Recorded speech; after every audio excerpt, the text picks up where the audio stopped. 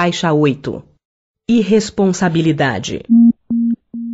Somos nós mesmos que fazemos os nossos caminhos e depois os denominamos de fatalidade.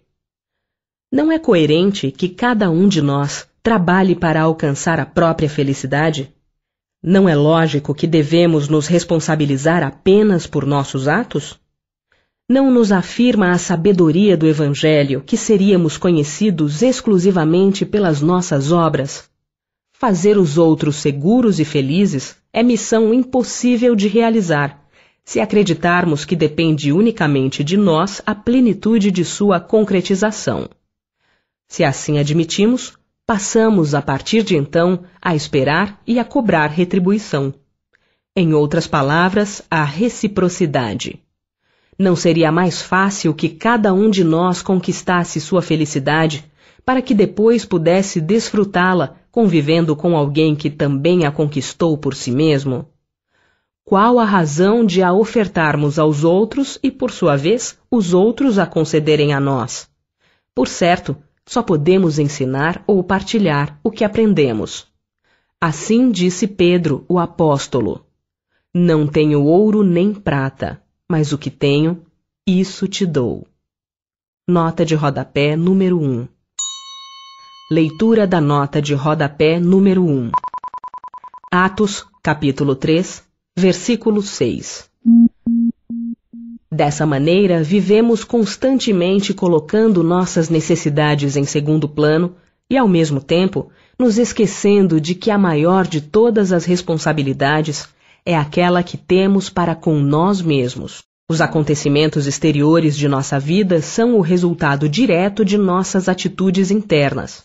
A princípio, podemos relutar para assimilar e entender esse conceito, porque é melhor continuarmos a acreditar que somos vítimas indefesas de forças que não estão sob o nosso controle. Efetivamente, somos nós mesmos que fazemos os nossos caminhos e depois os denominamos de fatalidade. Haverá fatalidade nos acontecimentos da vida conforme ao sentido que se dá a este vocábulo? São pré-determinados? E neste caso, que vem a ser do livre-arbítrio? Pergunta Kardec aos semeadores da nova revelação. E eles respondem: a fatalidade existe unicamente pela escolha que o espírito fez ao encarnar. Escolhendo-a, instituiu para si uma espécie de destino. Nota de rodapé número 2. Leitura da nota de rodapé número 2. Questão 851. Haverá fatalidade nos acontecimentos da vida conforme ao sentido que se dá a este vocábulo? Quer dizer, todos os acontecimentos são pré-determinados? E neste caso, que vem a ser do livre-arbítrio? A fatalidade existe unicamente pela escolha que o espírito fez ao encarnar desta ou daquela prova para sofrer. Escolhendo-a, instituiu para si uma espécie de destino, que é a consequência mesma da posição em que vem a achar-se colocado. Falo das provas físicas, pois, pelo que toca às provas morais e às tentações, o espírito, conservando o livre-arbítrio quanto ao bem e ao mal, é sempre senhor de ceder ou de resistir. Ao vê-lo fraquear, um bom espírito pode vir-lhe em auxílio, mas não pode influir sobre ele de maneira a dominar-lhe a vontade. Um espírito mau, isto é, inferior, mostrando-lhe, exagerando aos seus olhos um perigo físico, o poderá abalar e amedrontar. Nem por isso, entretanto, a vontade do espírito encarnado deixa de se conservar livre de quaisquer peias. É inevitável para todos nós o fato de que vivemos invariavelmente escolhendo. A condição primordial do livre-arbítrio é a escolha, e para que possamos viver, torna-se indispensável escolher sempre. Nossa existência se faz através de um processo interminável de escolhas sucessivas. Eis aqui um fato incontestável da vida. O amadurecimento do ser humano inicia-se quando cessam suas acusações ao mundo. Entretanto, Há indivíduos que se julgam perseguidos por um destino cruel e censuram tudo e todos, menos eles mesmos. Recusam sistematicamente a responsabilidade por suas desventuras, atribuindo a culpa às circunstâncias e às pessoas, bem como não reconhecem a conexão existente entre os fatos exteriores e seu comportamento mental. No íntimo, essas pessoas não definiram limites em seu mundo interior e vivem num verdadeiro emaranhado de energias desconexas. Os limites nascem das nossas decisões profundas sobre o que acreditamos ser nossos direitos pessoais. Nossas demarcações estabelecem nosso próprio território, cercam nossas forças vitais e determinam as linhas divisórias de nosso ser individual. Há um espaço delimitado onde nós terminamos e os outros começam.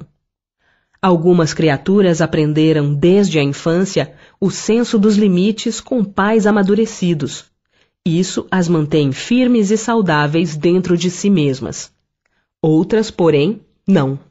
Quando atingiram a fase adulta, não sabiam como distinguir quais são e quais não são suas responsabilidades. Muitas construíram muros de isolamento que as separaram do crescimento e da realização interior.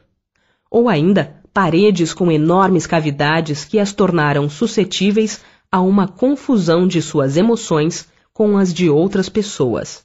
Limites são o portal dos bons relacionamentos. Tem como objetivo nos tornar firmes e conscientes de nós mesmos, a fim de sermos capazes de nos aproximar dos outros sem sufocá-los ou desrespeitá-los. Visam também evitar que sejamos constrangidos a não confiar em nós mesmos. Ser responsável implica ter a determinação para responder pelas consequências das atitudes adotadas. Ser responsável é assumir as experiências pessoais para atingir uma real compreensão dos acertos e dos desenganos. Ser responsável é decidir por si mesmo para onde ir e descobrir a razão do próprio querer. Não existem vítimas da fatalidade. Nós é que somos os promotores do nosso destino. Somos a causa dos efeitos que ocorrem em nossa existência.